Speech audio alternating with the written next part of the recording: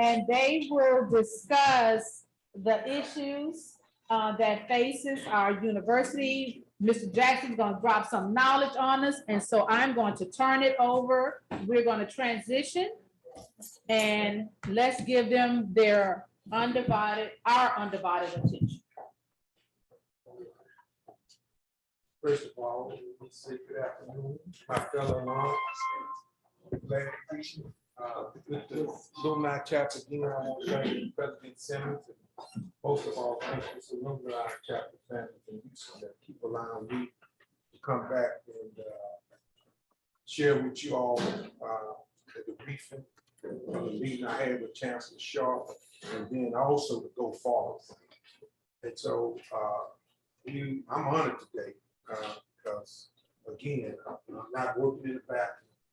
I'm honored today because we have the chairman of the Government Relations Advisory Council that I started as soon as I became president. Because that's one thing that I noticed, the problems that we have are really political. And we don't have the right forum. We don't have the, let's say, the right group just really focusing on politics. And that's what this GRAC is all about. It's not established the way I want it to be right now. That's forthcoming. And so before I share the debriefing notes with you from Chancellor Shaw and tell you the go forward plan, I want to present Mr. Jackson to share with you some of the struggles, some of the challenges down through the years. Thank you, Mr. President. I always consider it an honor and a privilege to be able to speak with our fellow alumni. One of the things that I would like to always start with is that Dr. Woolfolk, if you haven't had a chance to read his book entitled Prairie View, A Study in Public Conscience, in that book, he put forward the following thesis statement. He says, political and economic dominance within the arena of national power by any group of groups can lead to a cultural aggression that's designed to alter or reshape the total cultural environment of the vanquished. And in that, he's talking about us being the vanquished. You see, you cannot really tell a comprehensive story of Texas unless you talk about Prairie View, its land and its people. You see, we sit about 25 miles to the northeast of San Felipe de Austin, which is Stephen F. Austin's headquarters. We sit about 25 miles to the southeast of Old Washington on the Brazos, which is one of the capitals of the Republic. So we're right in the middle of this thing. When Austin came into Texas, he lobbied the Mexican government, because this was part of Mexico, to bring in Negro slaves. Austin in his own paper said without the Negro, Texas would fail. And as an incentive to his original 300, he said for each African slave you bring into Texas, he would give them an additional 80 acres of land. A rich planter out of Alabama named Jarrett Ellison Gross brought in 110 enslaved African men, women, and children. He walked them into the Brazos River Valley, and all told, old man Gross on his initial offering received 44,000 acres of land. That's Hempstead, going north towards Navasota, south along the Brazos River, and over towards what is now Harris County. His son, Leonard Waller Gross, got 66,000 acres of land. His nephew was Jarrett Ellison, great nephew rather, was Jarrett Ellison Kirby. He had several plantations and several farms, and he got one as a wedding gift he named Alta Vista. That's us, that's Prairie View. So I had to put that family in there. Now, Edwin Waller was Gross's nephew. That's what Waller County is named. Now, this is a family dynasty we're talking about. Old man Gross is the one that brought Sam Houston into Texas. And I now believe that it was part of the conspiracy with him and Andrew Jackson, because Andrew Jackson had ran the Indians out of what we know as the southern states of Georgia, Alabama, across on their Trail of Tears. And the farmers that had taken over their land had started to exhaust their land, and they started pushing west looking for fresh land to grow cotton. Gross's daughter, Sarah Ann, married one of the Warden boys, I think William Warden, and they built the Eagle Island plantation further south of what is now Prairie View. And they started growing sugar cane. So cotton and sugar. King Cotton and Queen Sugar built Texas. Edwin Waller was the one that chose the site of the new capital of the Republic, which is Austin, and became the first mayor of Austin. We got to understand this family dynasty, and I'm doing that for a reason. After the Civil War, as it started to wind down, all of the Confederate generals, and this is important, all of the Confederate generals that did not go along with Robert E. Lee surrendering came to Texas. They came to Texas because there was a 3-star Confederate general named Edmund Kirby Smith. Edmund Kirby Smith was in charge of what they called the Trans-Mississippi Command. That meant all of the Confederate troops west of the Mississippi River. His headquarters during the final phases of the war was at his cousin's plantation called Alta Vista. So it's possible that Prairie View was the last major Confederate command, because what pointed it out was that Custer came into Hempstead with several hundred cavalry troops, and we kept asking, why did Custer come into Hempstead? He's trying to catch Kirby Smith. Kirby Smith is the one that actually signed the Canby-Buckner Agreement. And a lot of the plantation owners brought their slaves into Texas, so you see the black population in Texas swell during that period. After the war, the real winners of the Civil War, and this is important, were the Northern businessmen. And we know their names: George Foster Peabody, William H. Baldwin. We got minutes from some of their meetings, so we know what they were up to. They got with the Southern aristocracy, the former plantation owners, and they had to decide, what do we do with the Negro? Because we presented a threat to them, even with the slave uprisings, even with the people in Haiti. Haiti scared the heck out of them, because they beat Napoleon twice. They beat the British, they beat the Spanish. And Napoleon, they say, now sold the Louisiana Purchase. That's all that land from New Orleans all the way up to Canada to fight the Haitians. So they feared what we could do if we ever came to ourselves, if we ever woke up and came from behind the veil. So they had to make sure that they would use education to something that they could control. And the way it worked, according to Dr. Woolfolk, was that they hired the president of Brown University, Barnard Sears. And his job was to come into Texas and lobby the Texas legislative body in order to use education as a technique for social control. See, some of us were born into, we didn't know it was being manipulated. The whole environment was being manipulated. They had to find, in the Texas Constitution, 1876, this is important too. They created A&M College for white males only. But because we had black folks in office, because we got the right, black men got the right to vote, because we held office, mainly because of men like Norris Wright Cuney, which they named Cuney Holmes after. He was able to become the first Grand Master of Prince Hall Masons in Texas. He also headed the Republican Party in Texas. He was born there in what is now Waller County. His daddy was Philip Cuney. He had several babies by this lady named Adeline Stewart. There's still Stewarts that live there along the Brazos River. She sent the girls to France and sent the boys to the Wild Street School for Negroes in Pittsburgh, Pennsylvania, ran by the Vashon family. This is the same family that took in Martin Delany and Frederick Douglass. So young Norris came into Texas and he went to work because he used to follow his daddy, who was Philip Cuney, the white Cuney, down the Galveston. He saw the commerce between the Brazos River Valley. He saw old Harrisburg. He saw Galveston come alive. So Cuney, as the head of the Republican Party in Texas, his political payoff is he got control of the docks in Galveston.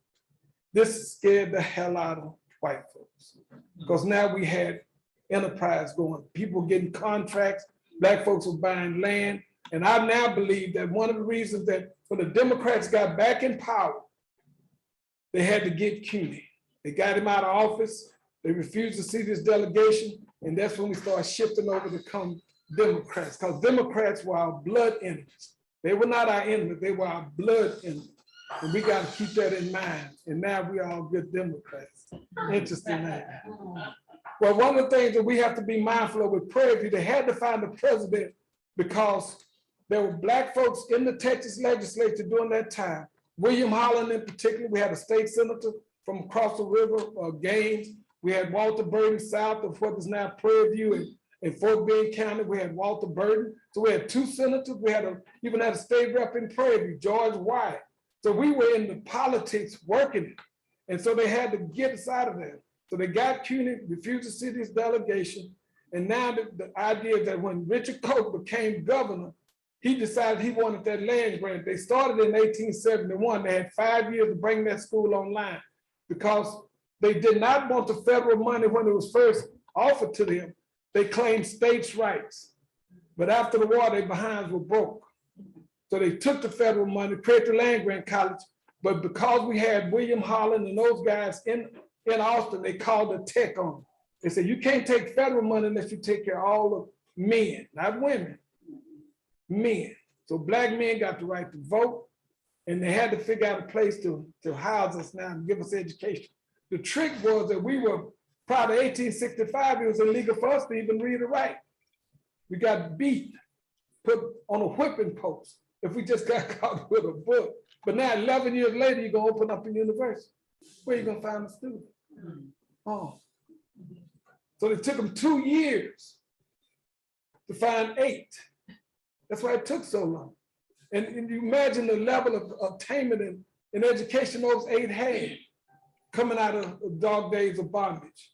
Well, once Richard Coke became governor, he got a commission headed by Ashbel Smith, another plantation owner, and Giddings, another plantation owner.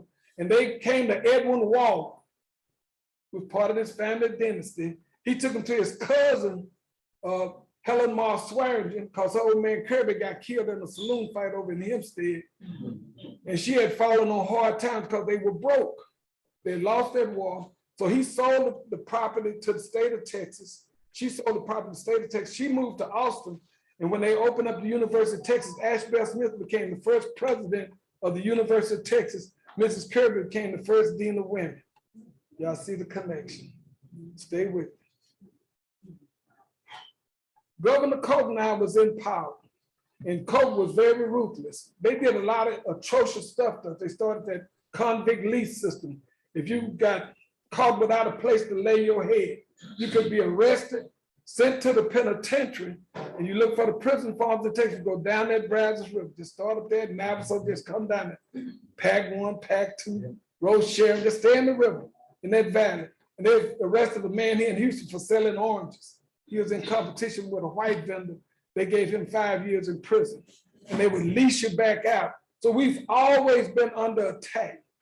And you got to understand that each time a principal of Prairie View rolls us up to a level of competition, they always got fired. It's interesting, ain't it? Let me go through that with you right quick, and I'm gonna sit down and turn it over to Mr. Fox, because they bring us up to Ruth. And I'm going kind of fast because I know y'all got things you got to get done. When Governor Coke came into power, they needed a president for both Prairie View and Texas A&M University. He wrote to Jefferson Davis, the former president of the Confederate States of America, and offered the post to Jefferson Davis. Jefferson Davis should have been sent to prison or a shot for treason, but he almost was our first president. He said, I can't come. He said, but I'm gonna send you a man out of Mississippi. He sent Thomas Garthright. He told him to bring a colored man for Prairie View. He brought L.W. Minor. That's L.W. Minor Street that runs in front of the administration building. He came on the recommendation of Jefferson Davis. Many of our alums didn't know that. We've always had a president. He's always was white. He was always located at A&M. And they always had a principal out at Prairie View. Mr. Minor didn't last but about a year. And then they had hired those Anderson brothers, E.H. and L.C. Anderson out of Fisk. E.H. died, so L.C. became the principal out at Prairie View. But Mrs. Delco tells a story that L.C. Anderson went to Austin to get books for the kids. And when he got back, all his belongings were sitting out on the side of the road. Mr. Anderson was an organizer. He started the Texas State Colored Teachers Association of Texas. He joined with CUNY and those guys and became a Mason. He headed the lodge up in Hempstead. So they were movers. We got pictures of Mr. Anderson in his brigade. He got terminated. They hired Edwin Lavoisier Blackshear. They called him Big Red because Big Red practiced what they call blue veinism. If you were light skinned, you could see the blue-green veins in your arm. You had more white blood in you, so you got special privileges out of Prairie View. Edward Blackshear, we can now tell, was really groomed by Saul Ross when he was governor in Austin. him and Keeling, a guy named Keeling. There's a Keeling school in Austin and the Blackshirt school in Austin. So it was natural who was gonna get the job at Prairie View. So in 1897, when they had his inauguration, on the stage that day, they had all the local planners and white folks came out to Prairie View. They had Booker T. Washington, who was the guest speaker. He got off the train up there at the old train depot. You had Saul Ross, the governor of Texas. You had Edward L. Blackshear that day on the stage, and you had a man named R. L. Smith. Mr. R. L. Smith would end up being the last African-American Reconstruction era legislator in the state of Texas. You gotta let that soak in, because when he walked off the stage that day, around 1897, when he left office around 1899, according to Dr. Petrie over at Texas State, from 1899 to 1966, we had nobody representing us in Austin in the legislature until they elected Barbara Jordan and Curtis Graves in that class. That meant the highest ranking African-American state official from 1900 up to 1948 was the principal of Prairie View, and then the president of Prairie View. They had one person to deal with, just one. And Texas Southern came online, they split. We got to read that law, but they split Prairie View, created Texas Southern, and attached the remainder of Prairie View back under the A&M.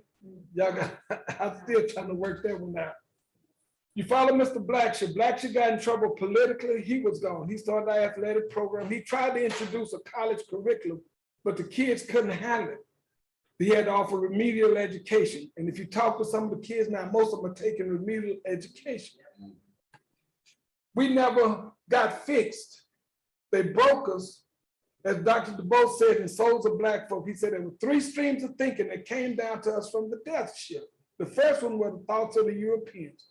Once they had acquired knowledge, they had come to believe that God had so blessed them that it was their duty to subdue the earth. That's where you get this idea of white supremacy. He said, but behind that thought was an afterthought of force and domination.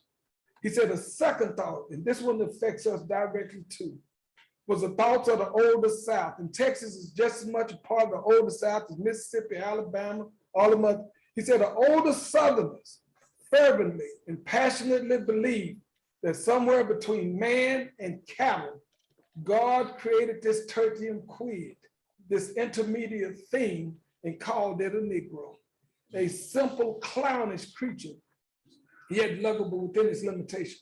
But Dr. DuBose said behind that thought was an even darker afterthought, that the older Southerners also knew that perhaps by chance, some of them may become living men and women. Some of them may learn to use their intellect. So out of pure self-defense, they say, we dare not let them. So they decided to build around us a wall so wide and placed between us and any knowledge of veil so thick that we would not even think of breaking through. Now, what is some of that veil? I'm speaking to you in English. I am not an English man. Most of us came out of West Africa. We were Ibu, Fulani, Ashanti, Hausa, Yoruba, Mandinka. Those were some of our names, but all of this has been wiped from our minds. We had gods, Odulamari, Umbiliange, Wiri, Ogun. We've been transformed into something other than ourselves. And the fear was that we would recover our historical memory. Dr. John Henry Clark reminded us that the role of history is to help us recover our historical memory. With our memory restored, we can do again what we've done before. And let me wrap this up. Mr. Blackshear left. He was followed by I. M. Terrell. Mr. Terrell didn't last long. He was followed by J.G. Osborne. Dr. Osborne was from over here in Navasota. He was a young boy swimming in a tank over there with his friend, Bazille, a white friend of his. As fate would have it, he saved Bazille's life. Bazille grew up and became the president of A&M. JG went off to medical school and became a medical doctor. And so when the position of principal opened at Prairie View, he first hired his friend as the medical doctor out at Prairie View, and then he hired him as the principal. Mr. Osborne was responsible for working with Bazille and getting the College of Nursing to be our first baccalaureate degrees, because he convinced the board that black nurses now have to help operate on white folks. It's time to lift the veil. Mr. Osborne didn't last long after that. Once he got that degree program, there was a raise. He was followed by Willett Rutherford Banks, W.R. Banks. Banks was a student of Dr. DuBose. Banks came there, he's the only principal that had a presidency prior to coming to Prairie View. He was president of Texas College. He did good things, so he had experience as a president. He got a accreditation done, he got a graduate school started. Mr. Banks was moving Prairie View. Next thing you know, got it. He was followed by Dr. E.B. Evans, a veterinarian, very smart man, first African-American in Texas to pass a veterinary licensing exam. He became our first president because of the Hema Sweat case. That's why they created Texas Southern to put a law school, because when they tried to put the law school at Prairie View, the NAACP led by Thurgood Marshall and Ms. Lula White boycotted Prairie View because they did not want the law school under the control of A&M. They said they're not going to do it right. So they boycotted us. So the state of Texas then rented a building up in Austin on the grounds of the Capitol, 1301 Brazos. And they recruited a kid from Houston, Tennessee.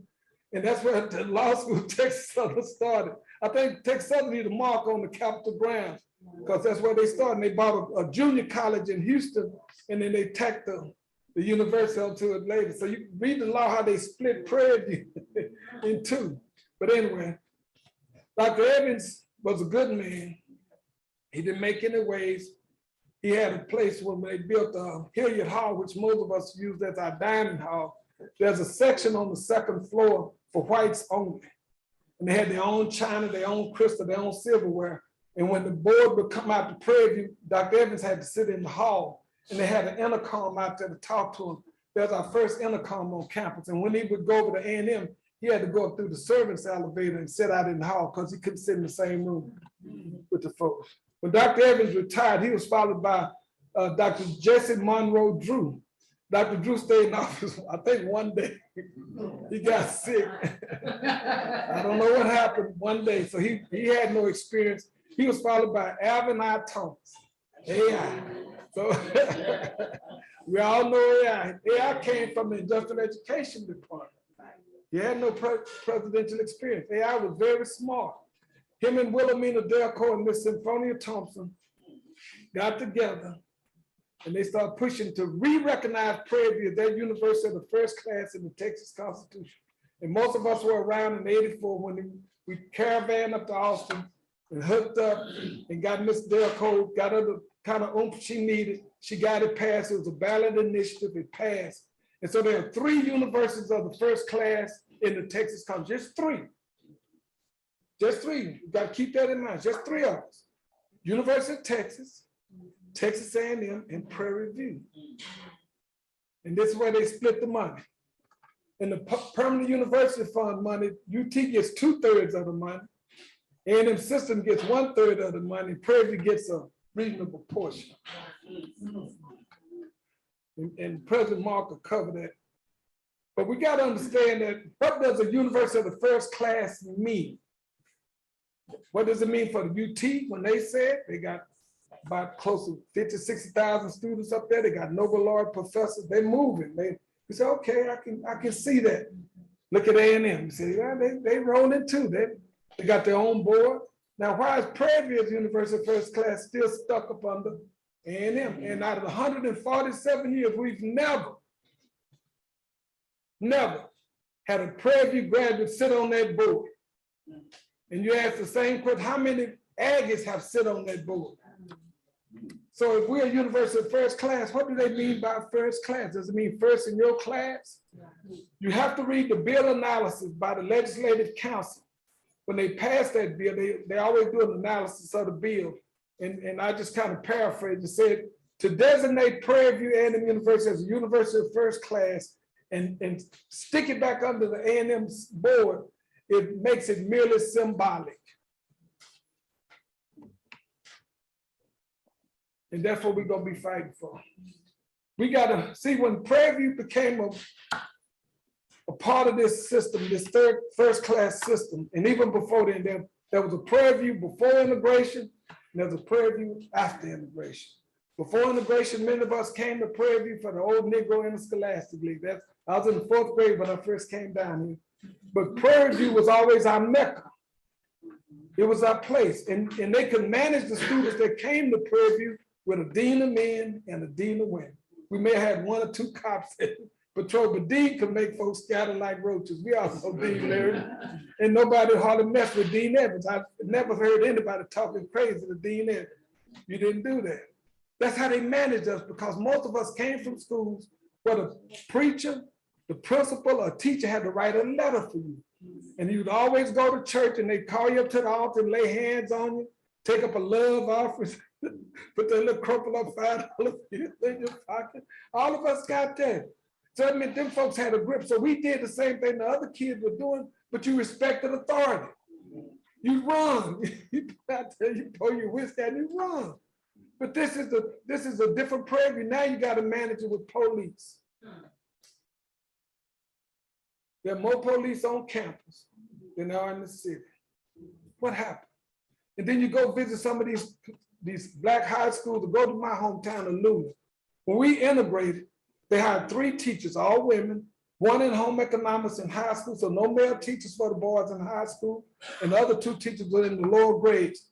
I went there to get the records from the black high school.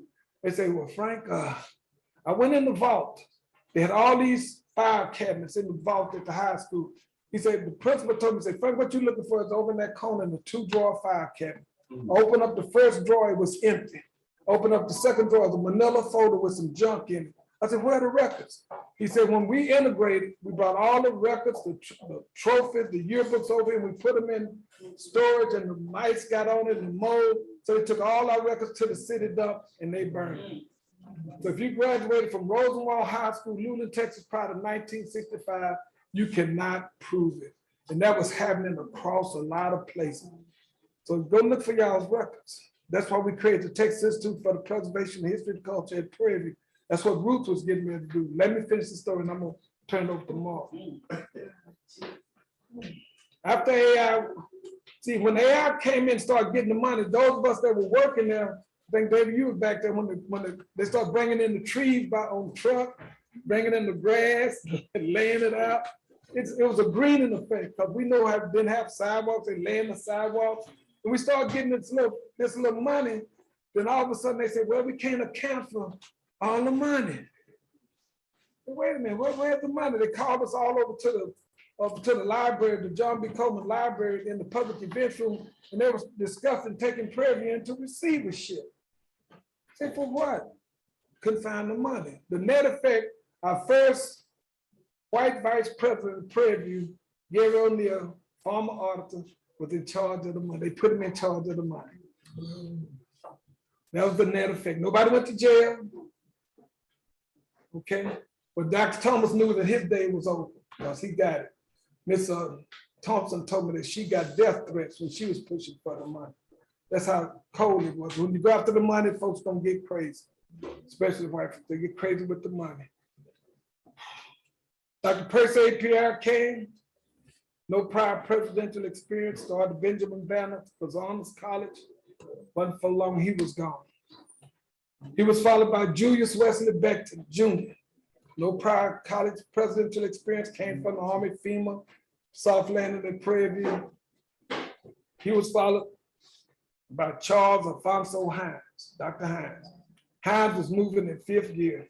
And I had the same conversation with Dr. Hines. I said, Dr. Hines, you gotta be careful, because when you raise Prairie View up, oh, Mr. Jackson, they love us, okay. He got a bill passed that got us our first PhD program. It took us 125 years to get our first PhD program in Prairie View.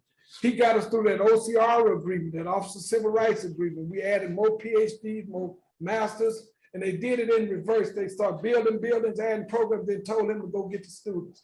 So Prairie View, in order to break even, should be at 12,000 students now.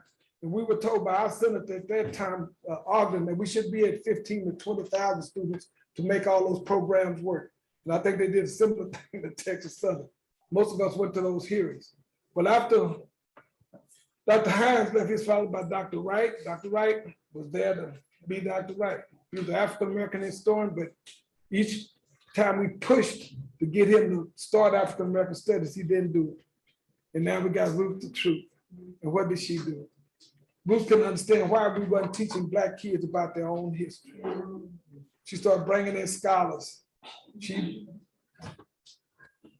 started raising us up.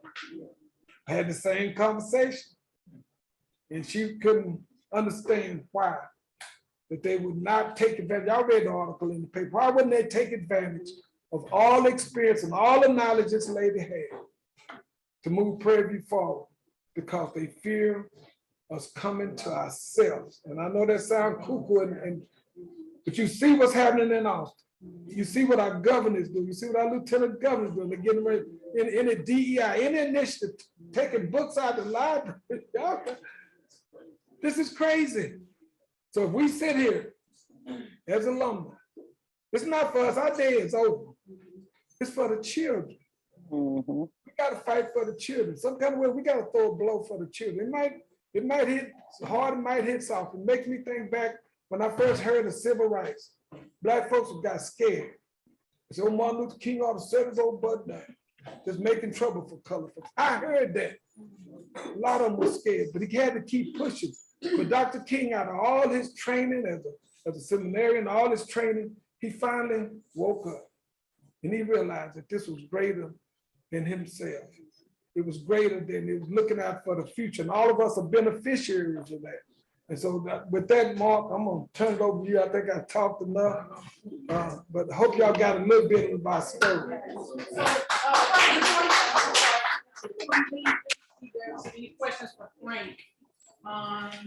So there was,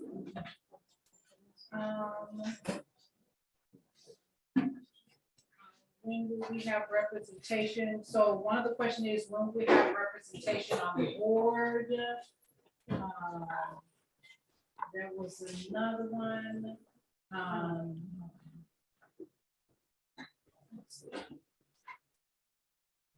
Just think about it. When last time I've been to campus? Okay. You come off a land grant. Y'all understand what a land grant means, right? A land grant is the people's university. That means it's supposed to be studying communities. Why can't development happen? Why are you having trouble with your children? Why? All these kind of things, economic, politics, social. A land grant is supposed to get those scholars, those graduate students, those undergraduates to go out in the community and study the problems, bring it back, understand and take the knowledge back out to the people. It's called teaching, research, and service. But you ride through Prairie View and you don't see a grocery store, you don't see a bank. You say, wait a minute. David and I both served as mayor. We know we tried. We've tried like that and they just jump over us. You say, wait, where's the land grant? I'm gonna answer the question if I got another time. So have we explored opportunities to retain Dr. Simmons as a consultant? I let Mark take care of it. Mark, President Boston. In the current issue of the PV magazine, I will have copies for those that are here. At the next meeting, I will have copies, but Dwayne Charleston, publisher, he has an article, TAMU system appoints more overseers, says Simmons abandoned students, so we will get that addressed. Yeah, so W.R. Banks got things done. That's why it's important to hire people that have experience, no more on the job training. Let's do that. So if anyone have any questions David. for Frank David, online, and David Allen, go ahead and ask your question. Yes, ma'am. Frank, you mentioned the OCR complaint. That was like a Texas type thing. It was across the South. It was across the South. Right. Wasn't there another situation? Because I was in LA. Wasn't there another situation where, I don't know if it was DOJ or somebody came to Prairie View and made them do like a consent decree? Was there an additional thing besides? There were several things, several legal action that took place, Yeah. but the Clinton administration brought that action on Prairie View, and it so happened at the time George Bush was gonna make his move to run for president, and they did a settlement agreement. And that's why they said they would remove all vestiges of what they call de jure segregation from both Texas Southern and Prairie View. And we saw the mix, but that's the only time that a Black state senator chaired the Senate Finance Committee, and that was Rodney Ellis. Radcliffe stepped to the side, but you're right, there were several agreements in the 80s. There was a report generated from the first one called Target 2000. The Target 2000 report, if y'all hadn't had a chance to read it, please read it. Because in that report, that was the A&M Systems Blue Ribbon Committee looking toward the year 2000, which we've already passed by, and say, what do we want these schools to look like? And I'm gonna be real quick with this. For A&M, that system was gonna be a preeminent global university. I mean, they was gonna be all over the planet. They are. For Prairie View, they say by the year 2000, they wanted the Prairie View graduates to talk and act like college graduates. Let me say that again. It's in the, yeah, hearing me. Yes, it's been written. We got copies of the document. We got the report. They want us to talk and act like college graduates. That's an insult. But this is what DuBose was talking about. Some of them don't even think we're human. We got to understand that why they killing us. We are the inheritors of something that we got to recognize it for what it is. And we got to save ourselves. We're not abandoning America because we built this. We built this place. Those folks in that Brazzers Valley, that was the first major cotton plantations in Texas. It's where Prairie View is now. That's why they located the school there. That cotton built Houston, that cotton built Galveston. That sugar and Sugarland built Houston and Galveston, all that transportation. That made Texas a productive enterprise on free labor. And I asked you this final question, where's the indigenous people that were here when they got here? The Coinkawa, where are they? Exterminated. They drove Stephen F. Austin, drove them into the bay and they shot him. All right, y'all dealing with some. So we have a question, Mr. Jackson. What did the Declaration of Independence of Prairie View A&M as an independent unit for the Texas A&M on August 27, 1973 actually mean? The Declaration of Independence, 1973. I don't remember that one. They got to enlighten me on that one. Okay, and then as we turn it over to President Fall, so one of the, I guess, questions or comments is, okay, then let's make this happen and get our stuff together. Our own board is better than a seat at theirs. And then with that, I will turn it over to President Fall. Madam President, you got a question? Yes, we have another question. Right here. I'm sorry. It's a quick question. I know Mr. Jackson, at one point, like you said, it's a land grant institution. At one point, there was a committee being formed, the community, remember we were working together on that. Well, is that something that you're gonna bring back, once maybe the new president comes in to where we will again start that committee where we have that, we build that bridge with the community? We should have never left the community. Right. See, Prairie View retreated after desegregation. Prairie View retreated to the campus. We had to redefine ourselves. We couldn't say we were here to help Black folks anymore. We had to help the underserved, the economically disadvantaged, the bypass. That's a different person. That's a different group. Even though some of us fit that group, that was a different group. That was a different child. So that child, before integration, that child would not, 9 times out of 10, wouldn't last long in Prairie View, the Dean Mary and Dean Evans. They wouldn't. They got caught gambling, smoking, doing whatever. They got sent home. We would give funny book and a banana. That's what they used to say. That was Dean Mary's mode of operation. Comic book. Everybody knew that. Everybody knew that. So you run when you see Dean. You're dealing with after integration. These kids are packing. And it's legal. It's legal in Texas to pack weapons on, concealed weapons on campus. That's not right. Yes, ma'am. I have a question, not specifically for you, but just in general for all of us. How can you save yourself if you don't know you're dying or if you don't have historical background information? How can you save yourself? You know, one thing that made me come down here today is that normally when the 50-year classes come to campus, I get on the bus and I try to tell them a little of the story with the time I have. And most of them say, Frank, we never heard this. Nobody ever told us our story, how we got it. They don't know gross, they don't know these boys, how they set this enterprise up based on slavery. They don't know the story. We've gone out and been productive enterprises in major states in this nation great. We've done that because we believed in America. But see, I grew up in Luling. I spent more time at the Alamo than the Lord every school. We 56 miles from San Antonio. I didn't know the Alamo was over there preserving slavery. David Crockett, Jim Bowie, slave runner. We were wearing them coonskin caps with them big Bowie knives because we bought off on it like we were behind the veil. Santa Ana was the bad guy, but Santa Ana was coming up here to free the slave. Oh, because he knew if he freed the slaves, he would break the backs of the slave owners. And Mexico had a president, a black president named Vicente Guerrero, that in 1829 was going to outlaw slavery. He came up assassinated. That's a drop the mic moment. Drop the mic moment. I mean, the history this man has in his opinion, and if anyone has the opportunity, I put on the chat, he wrote a book called Juneteenth. I just sent the link on the book, The Brazos Valley. It is on Amazon.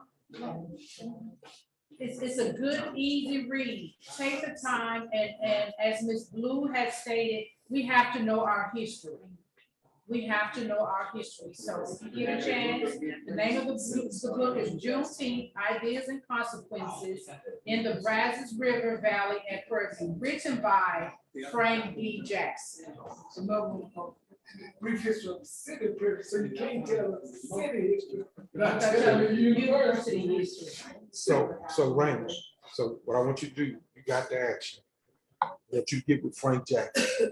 And I want those books on the NAA website next week so that people can go to the website and get that information off the website. Because this approach that we are on, I hope all of us have woke up. That's what this is all about. Okay. And last time I met with Dr. Ruth, February 22nd, I knew something was going on because I asked to meet with her every month. And she said, Mark, if I can make it to the end. And so her abrupt resignation did not surprise me. All right. And so Dr. Ruth said, I don't need you to fight for me, Mark. Y'all, if you've been paying attention, Dr. Ruth been doing a good job, right? Before she left, she brought in Harvard, right? Texas A&M didn't even know nothing about it. Yeah. She's been on Channel 2. Yeah. I look up, she's in the Houston Chronicle. She said, Mark, tell everybody, I don't need y'all to defend me. But I thank her because she woke us up. Now, since she woke us up, what are we gonna do? What are we gonna do? So let me share with you the meeting I had with Chancellor Sharp. Okay, and then every month, whatever chapter allow me to use their platform, I plan to keep y'all informed. You know, if I have to drive to Dallas, Fort Worth, whoever want to bring me there, but it seemed like it's the Houston chapter, but it's okay. And so listen, so this collective town hall is so that we can get a powerful message sent out. And the message has been sent out. The message has been sent out. And I'm gonna tell you when I share this result. But we got to go into all the support. All right. Alum, students, allies, politicians. All right. And we have to share this go forward plan. And that's why I asked Frank to tag along with me today, because, and I got to make sure, one thing I'm gonna try to do, I got to make sure that knowledge, because we're all not gonna be here. Yeah. So them books, maybe we need to make a video, and I think there's one with your voice already, but I think if we know where we come from, but some of us have forgotten where we come from. And so I'm gonna continue to share this go forward plan with you, and I want to hear your recommendations, okay? Listen, I don't need your recommendations telling me I don't know what I'm doing. All right, I need you to tell me what to do. All right, so February 10th through the 12th, Dr. Ruth resigned, Chancellor responded, I sent out the letter. We had our first town hall meeting March 2nd. I met with the Chancellor. On the 15th, we're having our second town hall meeting today. Okay, and thank you all who's joining us via Zoom. Now I'm gonna share with you the notes from the meeting. Okay, you don't need to ask me, do I believe it? But you can hear some things that I just had to sit there and listen to, because that was Chancellor Sharp narrative. That was his story. So one thing that, to me, the meeting was successful because Maya and I had already agreed, Dr. Maya Cummins, who tagged along with me, we had already agreed that if he think he was meeting with us, just to say I'm checking off the box, we was gonna get up and walk out. They didn't know that. But that was the first thing on the table that we addressed. He said, Mark, yes, I want to meet with you as many times as necessary. He said, you decide, you want it 6 months, a year, quarter, a month, whatever. Well, it's on a month. All right, because we're dealing with over 146 years of master and slave relationship. So we agreed to that, all right? And then the second thing we had to address was on the table. And talking to the students, and especially the president, Nate, the second thing was on the table. Could Dr. Ruth still participate at the commencement? All right.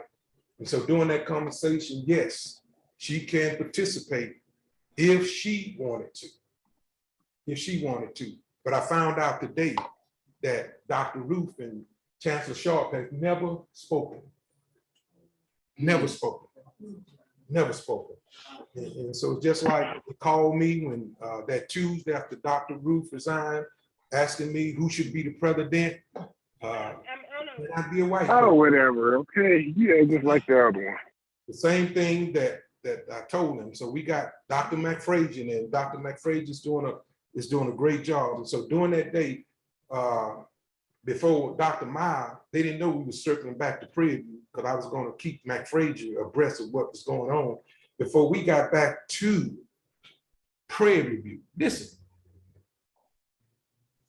they'd already made a phone call to McFrazian and said, put Ruth Simmons' name on the diploma. And if Ruth Simmons want to be the keynote speaker, make it happen. Well, guess what? Spring commencement coming up, Dr. Ruth is going to be here. Of course, she had to accept, she had to accept, but she's going to be, and her name is going to be on these students' degrees, okay? So that was a great accomplishment. Now, one thing he mentioned is that we have access to this CRI fund. That's the Chancellor Research Initiative Fund. And it's available to support this R2 activity level where we are now, and even get us to R1, because I think Howard University was the first R1, but I told them we need to be an R1 also. And so he indicated that Chancellor's Research Initiative Fund is available to do that. And then he was intrigued about supporting an African-American museum at Prairie View. I don't know why he was intrigued, because it's already in the higher education code under 87.106.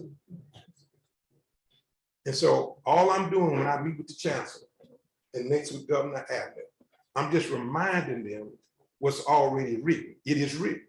It is written. So he's intrigued about that. We talked about how it can bring hotels. It can really develop Prairie View. Prairie View is a land grant. All right. There's no way College Station, Bryan, is looking the way it is right now, and Prairie View is still looking the way it is. All right. So he's intrigued about the African American, and I'm sharing these things with you. We had a great conversation. When I meet with him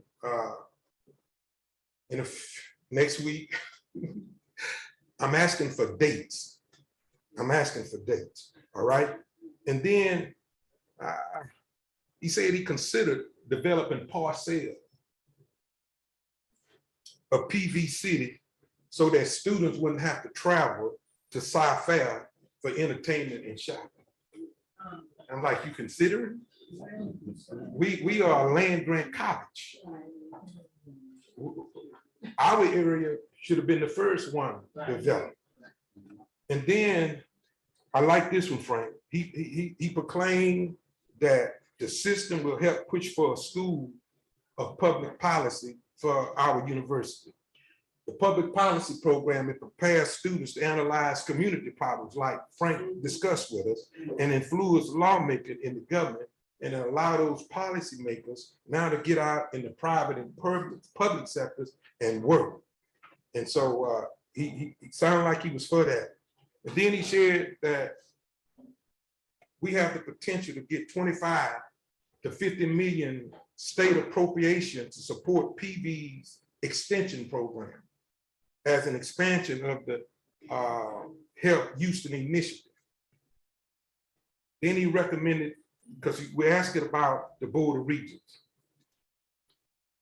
and got kind of heated right there because I told him there's never been a Prairie View item.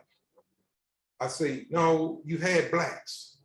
And I use this, and I use that. See, this is all about, you've had blacks, but y'all know what I'm getting ready to say. There's some of us that, you know, we black, now some of us grew up in the puny home. Then there's some of us that stayed around there by McGregor. And it's a difference. And I had to explain that to him. You get a black that was raised in an affluent gated community, went to all white schools, graduated from Ohio State, just because they black doesn't mean they understand the culture. And so I'm gonna go back. When will I be a graduate of Prairie View? Prairie View does produces productive people, right? That's how we do that. And so, of course, he said, well, Mark, only the governor appoints. Well, when you look at Governor Greg Abbott finished from Texas. His master's is from Vanderbilt. So how would he know to appoint to that board if you all don't recommend? I say, now, Chancellor, you can recommend. I say, no, that not governor doesn't appoint. I say, same thing for the president. That wasn't our first choice. That wasn't our first choice. Had some surprises during the meeting. I was on that President Search Advisory Committee and I fought hard for y'all. I was a rebel. I'm sitting up there.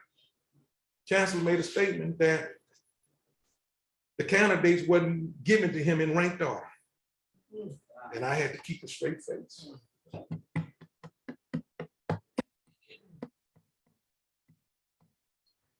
I'm like, oh, wow. Oh, wow. Hallmark was sitting in the meeting. I said, oh, wow, what happened? What happened? What happened? Because Walter Kimbrough was your first choice. Dr. Walter Kimbrough, former president of Dillard University. They got heated at the end. As Hallmark said, my only concern is that he's never worked for a system. What does that have to do with the price of tea? And so then the question should have been asked, well, neither has the upcoming president and many others. Yeah. Yeah. Again, yeah. So just like Frank pointed out to us, we only had 2 presidents with experience, Banks and Simmons. So down through the years, they put in that seat really the person that they can control. So going back to the comment Carr has, everything is still being considered. Considering question mark. And so I was scheduled to meet with Dr. LeGrand. She's gonna be on campus April 21st, but I'm gonna be in the Bahamas. But she and I made contact. She know I'm the first person that she's gonna meet with. Every time we have a chance. I was sick in December with the flu and shingles. I had shingles in January when we tried to meet. And so But I'm definitely gonna meet with her. I'm definitely gonna meet with her.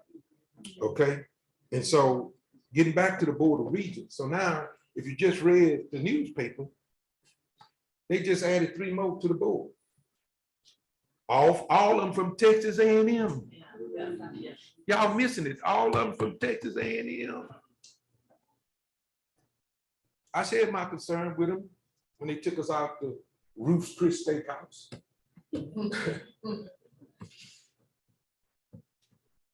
So Mark, question, so with regards to the seat at the chair, can you explain to everyone online and in person what it actually takes to have a seat at the chair? It's not just an appointment. To the seat at, you talking on the Board of Regents? Yes. Well, okay, so my understanding, and Frank will chime in, my understanding that to be on the Board of Regents, it's gonna cost anywhere from $100,000 to $150,000. Okay, okay, no, I get it, you're right. Our Father is rich in houses and land. I think people are saying, oh, I see it. So it's $150,000. That's one requirement I know. And then you have to be appointed by the governor. But still, I know how it works. The Board of Regents, they recommend to the Chancellor, and then the Chancellor recommends to the governor. The governor. It's already have 2 candidates in mind. I already have 2 candidates in mind, and I had to ask one for forgiveness yesterday, because I told her I've been using her name in vain. She's already working on Abbott's committee, Donna Williams. She graduated with me in 1982 as Nelson, Donna Williams. Okay. And then my other candidate, of course, I got to get approved by the board, is Mark Rutledge. I haven't had a chance to talk to Mark, but so that's one thing. Now, listen, am I satisfied with just sitting at the table? Hell no. All right. Remember, it's not about me, it's about the students. Okay. I don't want to be sitting at the table, but the cause is so great, I have to. And again, Frank will tell you, I'm the first president of this National Alumni Association that is addressing this thing from a political side. And it's going to be it's getting ready to be a paradigm shift. Same way it was when we started building that athletic stadium. Roy did a good job, right, wrong, indifferent, Roy did it. In spite of it, he did it. And it was a paradigm shift. Because I was right in the middle of it. Lynn Morris was the president, and Roy was the president of the foundation. 2 college mates, electric engineers, Ford. Lynn, you can't stop Roy in this foundation, because I brought him out to Johnson Space Center when I was the president. Lynn, people see the car. All they got to do is look at Black Field. People gonna start giving them money. Our greatest advantage that we have is that we have to address this thing politically, from the federal, at the state, and at the local, and deal with the A&M system. Okay, you're gonna have to deal with it. Okay, and so watch this here. This is work, because it's painful.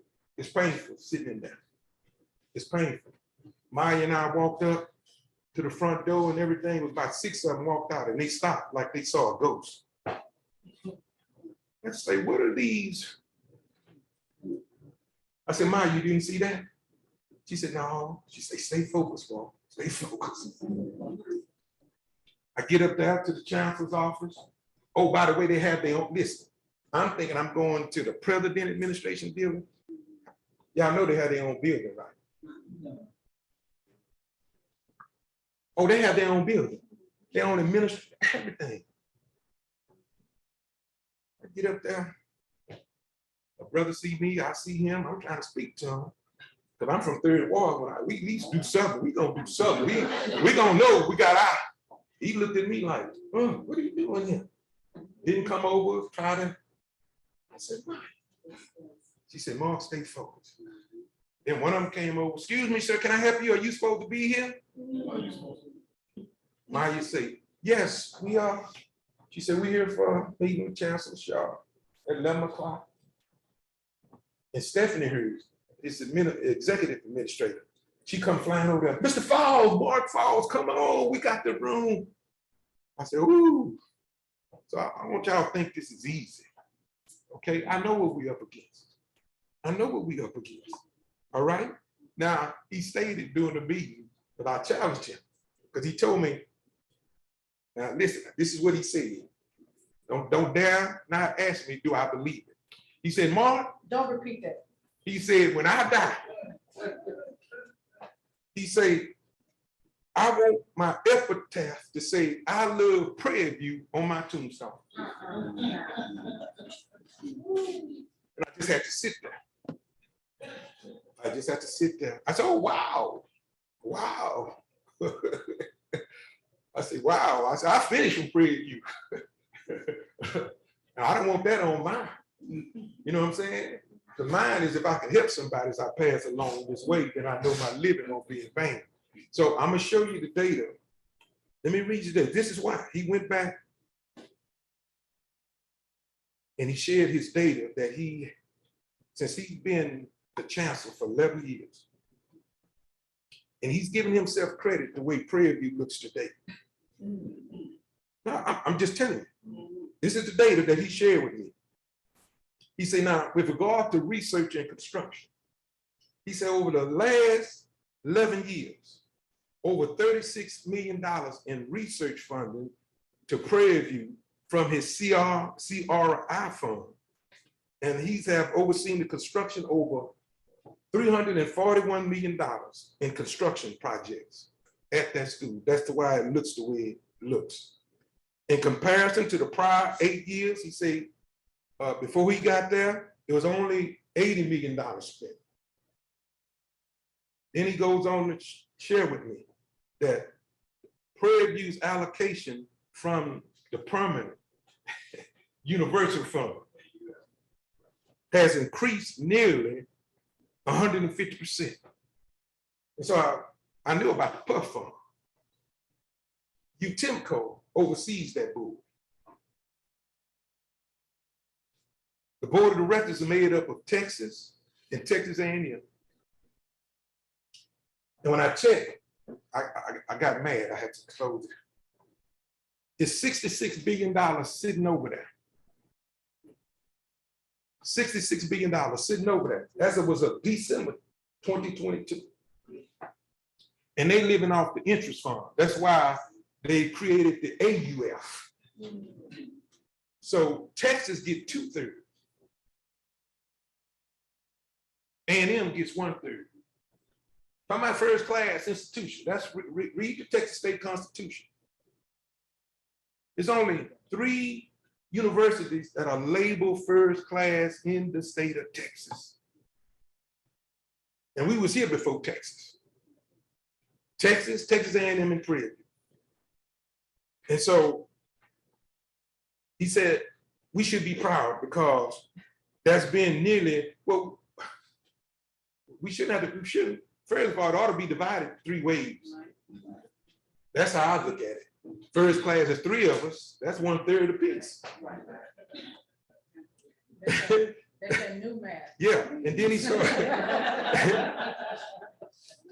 And then he said, the Chancellor's fund, the CRI, it was real helpful in taking Prairie View to its R2 status. I said, really? So you don't think Mackenzie Scott had anything to do with that?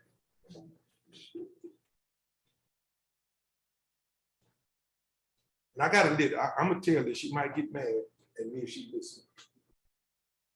Some of the things that our leaders shared with us, I'm talking about Dr. Since I mentioned Mackenzie Scott.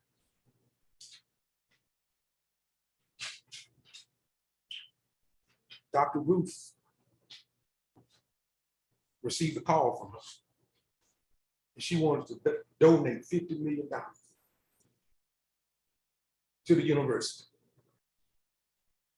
But she told me, Mark, this is my narrative, but I'm gonna tell you, she can slap my hands later. I want to show you the mindset. Maybe this be another wake-up call for y'all. $50 million, this woman, she said, but Ruth, I want it to be anonymous. I don't want nobody to know.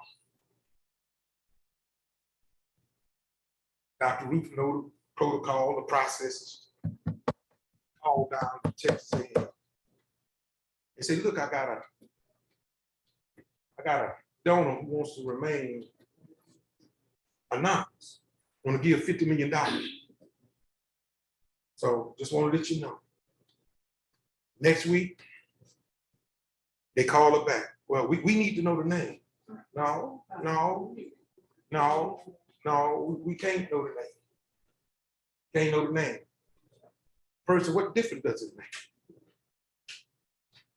So that wasn't good enough. Then they sent their legal team, the lawyers from Texas A&M. And this was knocking me over.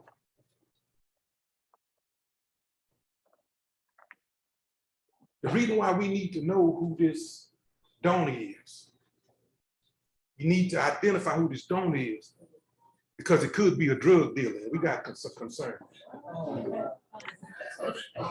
Did you say, I said, I say, what, Dr. Ruth? She said, yes. That's how they see it. They don't.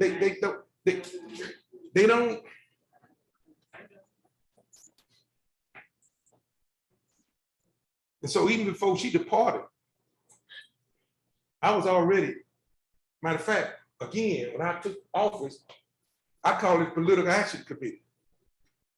That's who I wanted, right there. But Billy said, no, the former Alumni Affairs Director said, no, better go talk to Ruth first. I said, what? I said, who better than Frank Jackson?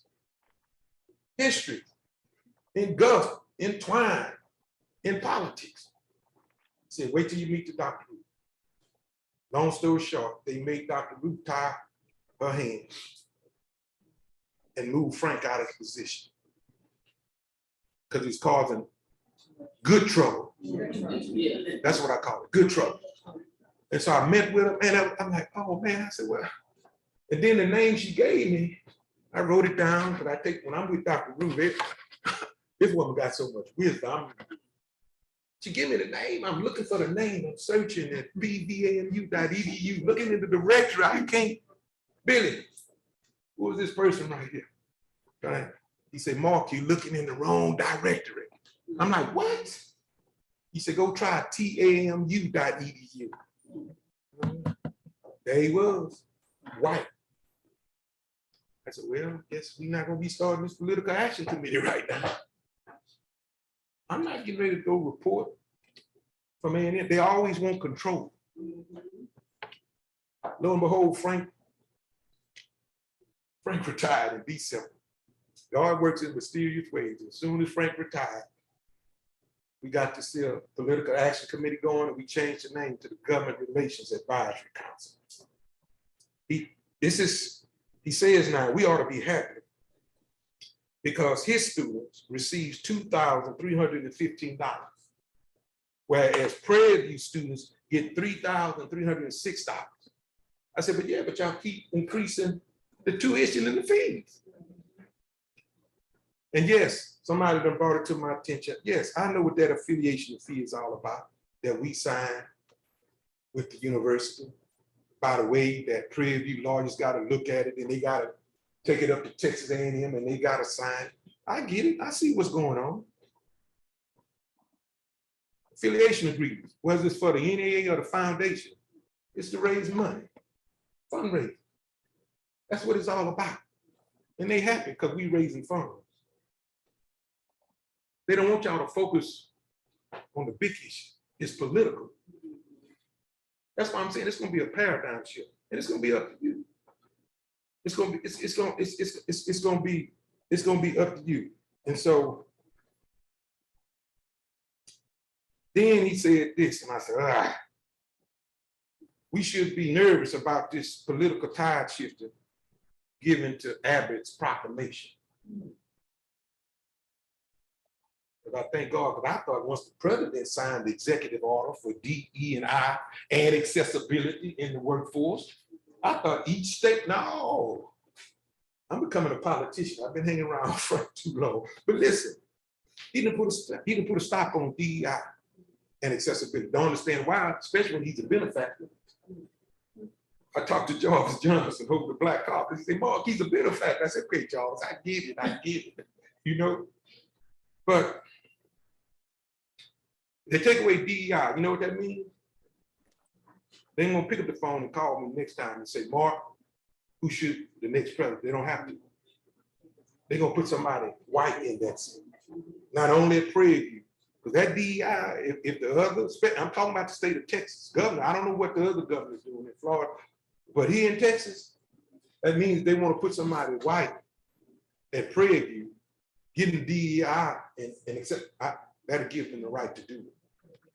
So, again, I already told you, he said he won't, I love Prairie View, and he said one thing when he came chancellor, and this is his story. I'm not, listen, I'm not there to dispute the man. That's his story. That's his narrative. But since he's been there, he feels like he's done more, and he's probably done more for Prairie View than the other chancellor. And I said, okay, I give you kudos for that. But there's still a lot of work to do.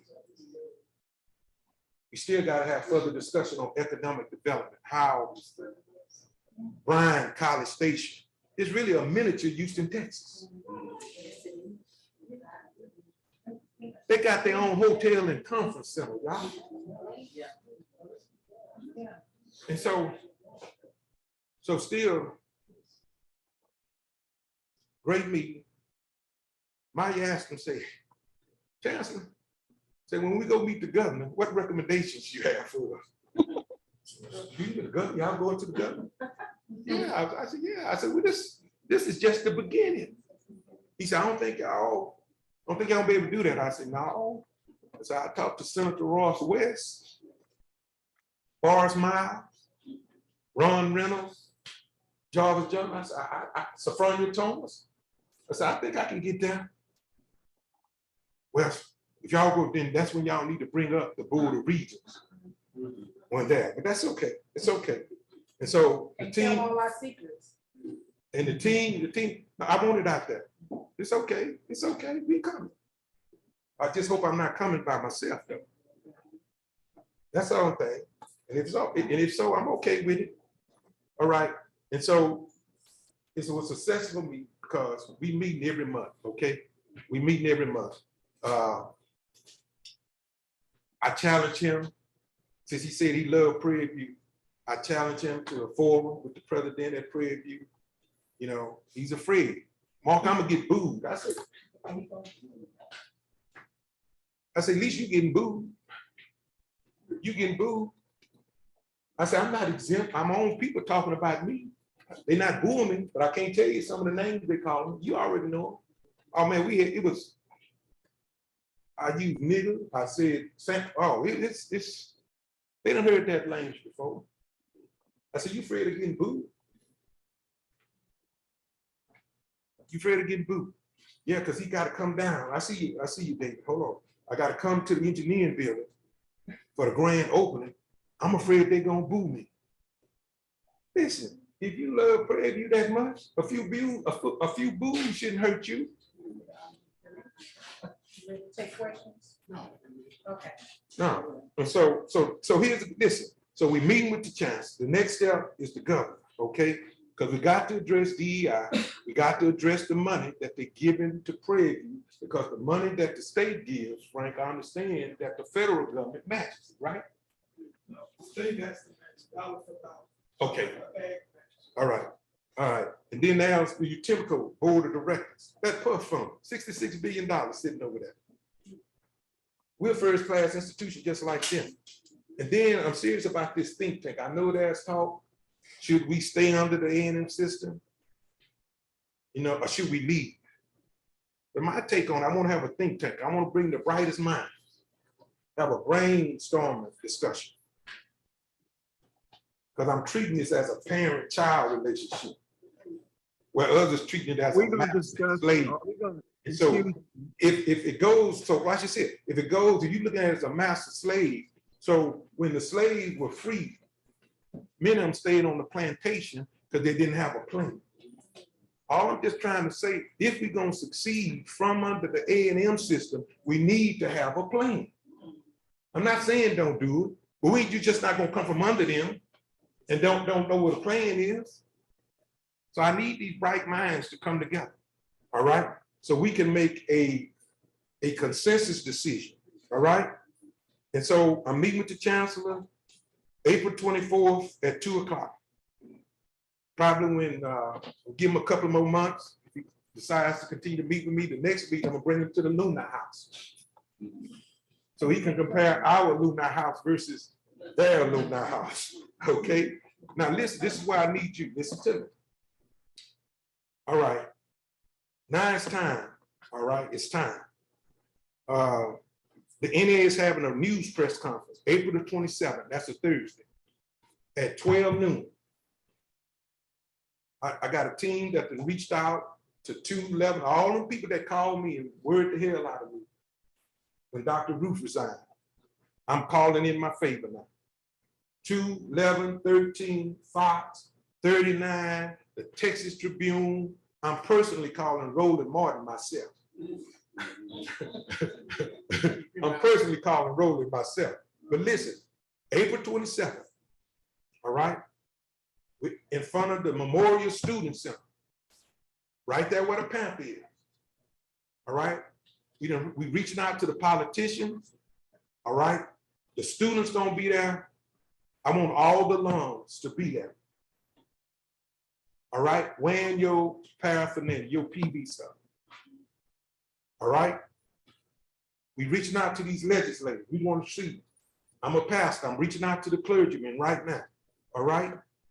Then I just need for you to make your posters and wiggle your signs on that day. This is a collective voice. And the same thing I'm sharing with you all right now, we're addressing what the Texas State Constitution says. We're first class. We're a first class institution. It's time for us to be, well, no, it is not time. Do y'all want to be treated like a first class institution? Maybe it's not time. Have to take questions now, Mark? One more thing, and then I'm meeting with Dr. LeBron. All right, I'm working with the politicians at the state to get on Greg Abbott's calendar. Listen, we got to be diligent, listen, and we got to work together. I'm sick and tired of hearing, I don't know what I'm doing. If you think you can do better, run for president. So there's been a couple of questions about retaining Dr. Ruth Simmons as a consultant. I don't want to talk about that because I took an oath with her. But I will tell you this, I plan to meet with her when I get back from the Bahamas. If you're asking me, is Dr. Ruth engaged? Yes, she is. I can answer that. Ms. Sharon, you had a question? Ms. Sharon, you had your hand up. You still have your question? Yes, I do. First of all, a good afternoon, President, and our listeners, officers. I am a 1980 graduate, and I love our school. And I do have some constructive feedback I just wanted to share. And if you allow me that opportunity to do that. I have summarized in my lifetime that there are three things that makes this world run, whether you're here in Houston or wherever, and that's money, power, and control. But my parents always told us also that loose lips sink ships. And I have been blessed to work in corporate America throughout my career. And we need to be very wise in the information that we share, because politics makes strange bed partners. And so what I'm saying to our board, our members, we need to stay focused. We need to make sure that lawyers are involved in everything that we do. because at the bottom line, it's about what the laws state and what our lawyers can prove. So as Thurgood Marshall came forth and took care of Texas Southern, we need to make sure we find another Thurgood Marshall. I'm asking that we have an exploratory committee, because a lot of us have deep pockets and we also know people with deep pockets. And so these individuals need to be involved with helping financially with Prairie View. That goes back to that money part. And reaching out to our national as well as our international supporters. But I really want us to focus on the mantra being something similar to stay focused, because we have a plethora of issues that started when Prairie View began. They have been there forever. They're going to continue to be there. And we have to stay focused. Internal politics destroys all types of organizations and reputation. And so I just want to caution all of us, we don't have to like one another. And I'm not saying that that's going on, but I've been in corporate America and I've been in organizations all my life. But let's respect one another. Let's take care of one another. Let's take care of the children. And then after we do all that, we will take care of Prairie View. And I thank you for the opportunity to speak. Thank you, Ms. Mathis, for that. And so also, I'm on the final page, and I'm okay. Frank and I, we can address all your questions. Listen, and so where we are today, all right, and I take full responsibility for it. The NAA is being organized for over 121 years. We should have already had an attorney or a legal team by our side. So that's the next thing in order. I'm talking about the things that I need for you to do. We're getting ready to set that up. All right? We're getting ready to set that up. And you got to give. Okay? You have to give. I think we need a team of lawyers to address this. And so that's what I'm talking about, the paradigm shift when it comes to giving. If we're going to be the first class institution that we want to be, it's going to require money. It's just like, David, I'm going to open the floor for your first question, because I just thought about something. I saw your email. So in 2002, it was a $460 million economic development plan that the A&M system legal team shot down. Well, as soon as they shot it down, then the NA should have been right there, made aware of it. We could have called in our legal team, and our legal team could address that. Listen, I'm a firm believer. People can only do what you allow them to do. I'm a firm believer of that. And if this group is going to be successful, we're going to have a legal team, because the things that we are up against, it's going to require a lawsuit.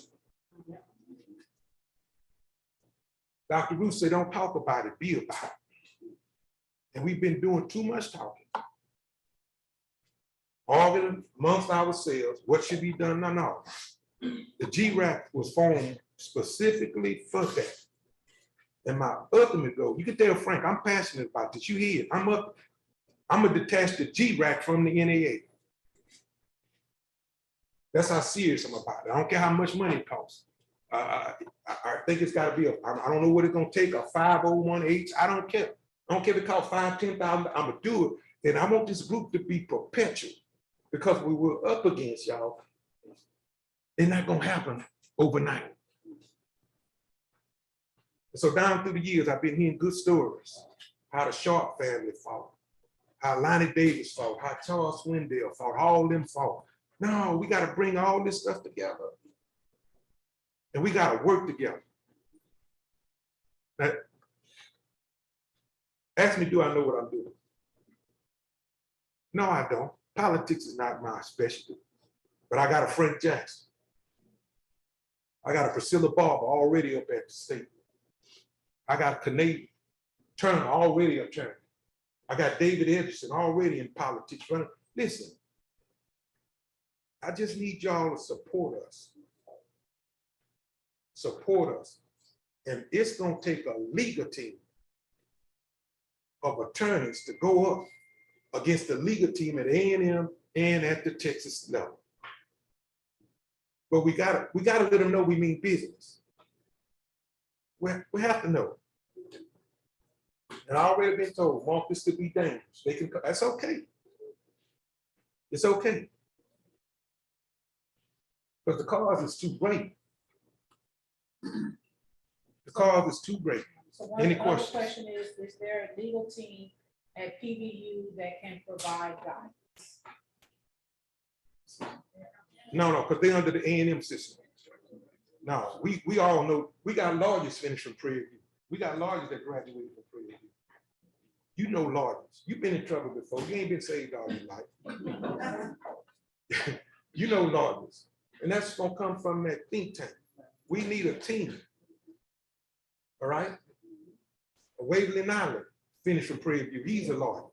But I don't know, you gotta have a specialty. See, you just can't be a lawyer. Your specialty got to be politics. All right? Most of the lawyers I know is criminal justice. Somebody gonna catch that on the way home. I got it. So since you're having a meeting again with Chancellor Sharp on the 24th, something that you just said during this meeting that I was just, it just hit me. So even though he may or may not tell the truth, but my question is, if the Presidential Search Advisor Committee spent 4+ months for a recommendation for the president of the Prairie View A&M University, and when you went to the meeting, they stated that they were not in ranked order.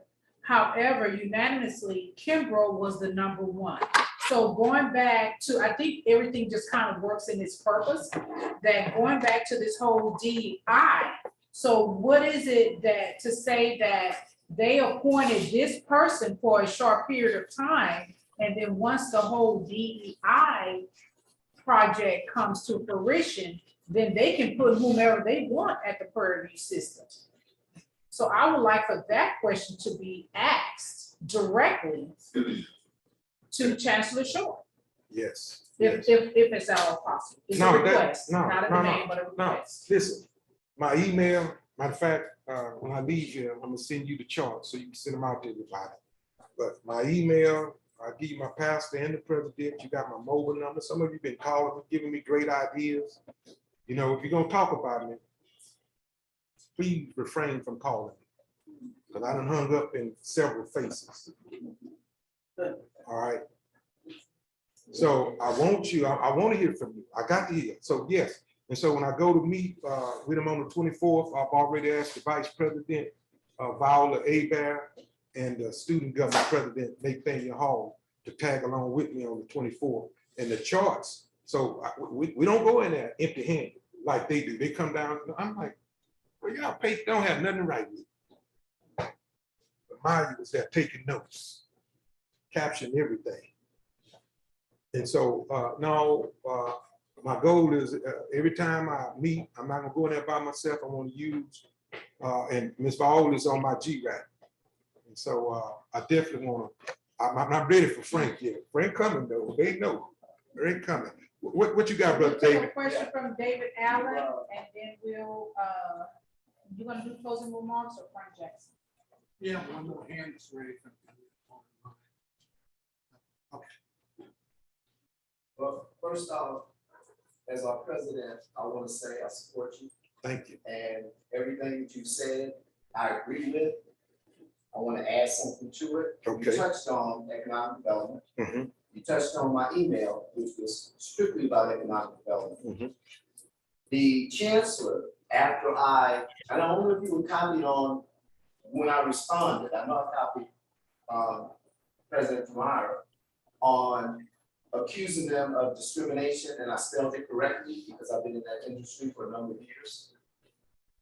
That is not as much political, but, and it is the legal you speak of, but it's not necessarily at this juncture, the legal that requires a lawyer. Federal discrimination laws are simple, but what you're doing in laying the groundwork for this, because in 1996, Texas A&M were the ones that brought that white gentleman to do American campus communities building dorms on our campus. After he had done a project at an offsite, not College Station School. But I'm saying that to say, in August, that company, American Campus Communities, was bought by Blackstone, which is like, when they speak, they make the news, okay? They're a serious financial player. But that gentleman was quoted as saying, now they'll be able to expand and do more campus housing. Only 24% of their campus housing is on campus property nationwide. 100% of Prairie View's from them is on campus housing. My thought, and I'm about to dig into it, we buried my mom, so that's out of the way. The Texas Open Records Act, I'm going after the last one they sent to the Attorney General, trying not to give it to me, and they said, no, you gotta give up some of this stuff.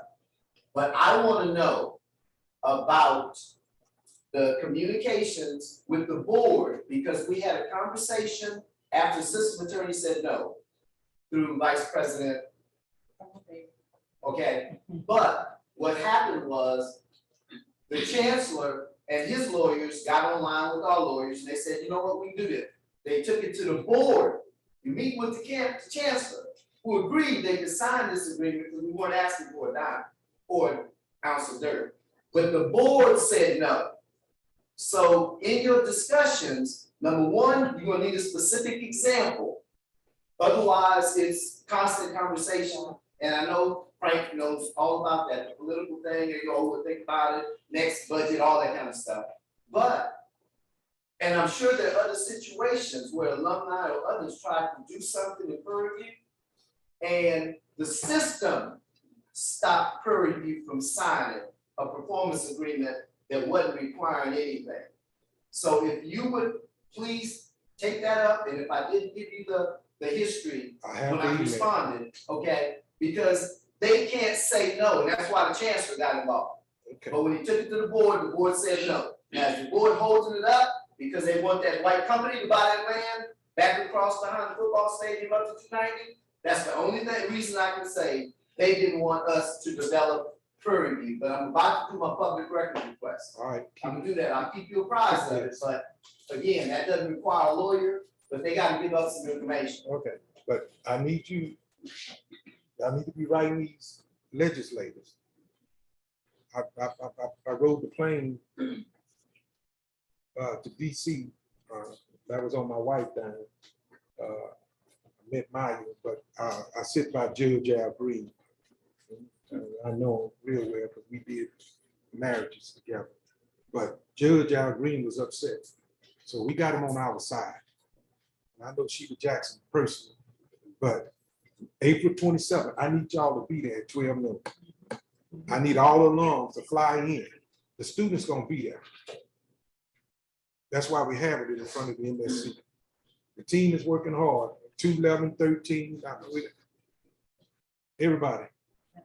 Politicians, calling all my clergy friends. So I need alums to be there. If y'all really serious. If you don't want to be a first class institution, listen, I'm okay with that. Just don't hinder me. Because some of us are serious. If you know that I'm a pastor, you know Jesus only dealt with a few to get a few things. Gideon, that's too many you got. So we have a couple of hands raised. So what I'm going to do is for our next meeting, we did have someone scheduled to attend. We will do a follow-up from the April 24th meeting that President Falls, Vice President, and Nate that will be joining. So we will do a follow-up. So the very last question we'll take, and then we'll have Mark give final comments, and then we'll have Victor to close us out. So the last question is, in order to gauge the success of the upcoming meeting with the regions, what is our realistic desired outcome from this meeting? So outcome from first meeting was to make it a recurring meeting. So that was a success. We got Dr. Ruth to sign off on these kids' degrees. That was, she said, so that was a success. As I move forward, this is how I'm gonna measure success. As I move forward, when he said, okay, I'm intrigued by this African-American museum. Okay, Chancellor, can you give me some dates? So I'm gonna start keeping a scorecard. All right, so we can measure success. All right. We'll measure success. So once he's from the first meeting, he made some commitments and he came true right then and there. But like I said, before Dr. Meyer and I got back to McFrazier, it had already, McFrazier said, oh. So yeah, we want to measure success. All right. And so I use the scorecard. Meeting with the chancellor, start getting dates, same thing when we meet with the, but we got to address DEI, a bunch of other things. You know, I'm sitting there looking at the budget. And I had a great talk with Dr. Zachary, the band leader, and grew that marching stormed over 400 now. Hobart Taylor can't hold them anymore. Well, it's on the budget, the state budget. The bill, a Hobart Taylor annex, it's there. And it's been sitting there for 2 years, finished it a third year. And you know why it's sitting? Because we ain't making enough noise alone. See, we have to push the university's agenda. We have to push the university agenda. That's what part of that legislation action request is all about. It's coming. They have to go and present. This is what, all right, we go, all right. Now we got to come as alums and push it. Help me out, Frank. I think Texas A&M, they up there, what, twice a year? See what I'm saying? Pushing their own agenda. Pushing their own agenda. And God knows where the marching storm has increased. Doing great thing. That's a arts and science. That can't help the band, arts and science. And it's sitting there, I looked at it, oh my God. But now you know, so what you gonna do? So that's why and just like I was telling McFrazier, he said, Mark, why are you starting off at Prairie View? I said, because charity begins at home. I said, Texas A&M not excluded, the state ain't excluded. And we need to show the world, listen, and their rankings are hurting. All this here publicity, do you think is good or bad? The other colleges and universities are watching it. That's how they get their rankings. And that's what I'm trying to tell Chancellor, Doc, I'm trying to help you. Your rankings on a downward spiral. Because you got one of the best agents. Dr. Ruth and exposed how here Harvard gonna come all the way from the Northeast and recognize our talent. So I'm sitting at the table because I'm trying to educate them about our Black culture and the things that we want. Not only him, here, $66 billion sitting over there. And Texas get 2/3, we get 1/3. Maybe y'all didn't know that. So I'm trying to fill you with much information as possible. And I heard that young lady, I think it was Miss Sharon, I've tried my best when I present things, but you're gonna always have one or two that they're gonna go take it and they're gonna put a spin on it. I heard her saying, you can't let them know. Because one thing, we don't know what the Board of Regents doing. We don't know what Texas A&M doing. I had first meeting, I ain't gonna tell you about it, but I knew what goes on here and somebody got out. But it's all right. I always feel if you don't have a Judas in your life. So we'll close out. It's 1:51. We have lunch for those that are here present. Before we close out, do you want Brother Cornell X here at the rally? Bring it on. Cornell, yeah. Tell me you get Cornell. So the comment, he might be too much. Because Robert Muhammad is on my list. And then one last question, and this may be a question for David Allen and Frank. Can we request all meeting minutes and financial records to see discrepancies among the universities that are under the same system and board? Yes, so Texas Open Records Act. Yeah, Open records, so the answer to the question, Melissa, yes, Open Records Act. Is it April 22nd? April 27, April 27, 27. April 27 at 12 noon. I put it on the chat. April Any individual can request that. From here, they're not going to Prairie View. Open Records, it's a Texas law. So get the word out for April 27 at 12 noon. Start getting the word out. All right, April 27 on campus, 12 noon. April 24th. 1:55. April 24th is the day President Falls will be meeting with Chancellor Shaw. I don't need y'all for that. Don't be showing up. Y'all show up, I probably won't get inside. We not. So we show up afterwards? No, don't show up. No. And so April 27th, 12 noon, in front of the Memorial Student Center, 155 LW Minor Street, Prairie View, Texas, 77445. And we will have a legal fund set up where you will have a QR code. If you wish to make a donation today to the legal fund, you can go to the PVAMU Houston.com website, go to donation and put legal fund. We will have a link on the National Alumni Association as the money is being collected, so we could be transparent where everyone is able to see how much money is being collected. So again, the PVAMU Houston.com, go to the donations and put in the description, legal fund. And with that, I will turn it over to Victor, unless President Falls, while you're standing there, you want to give us the closing prayer. Quick suggestion, can you give us those notes? Because people will donate based on information and what you're doing. And once they see what you're able to share with us publicly, that's what people write a check for. So we can have that, we can pimp it and get it out to this month. So getting the word out. Yes. I'm gonna ask Brother Raymond and Ms. Kim, our past president, they oversee the social media. So those dates, all this information is gonna be out there about that, okay? Also, I'm gonna have Ms. Irma send it out via constant contact. I'm talking about April 27th, because I want all along. Everyone, it does not just have to be alum. The question is, Mark only need alum on the 27th. Oh, no, I need everybody. Everyone. Allies. Community, everyone. Family, Everybody. friends, everyone. Need everybody. And so now we finna find out. Either you is or you ain't my baby. We getting ready to find out. Because this time, if we gonna be successful, y'all, it's gonna require lawsuits along the way. Yeah. It's gonna require lawsuits. And this what we going up against. Frank started in 1871. This is what we going up against. And if the time was not now, then when is the time, y'all?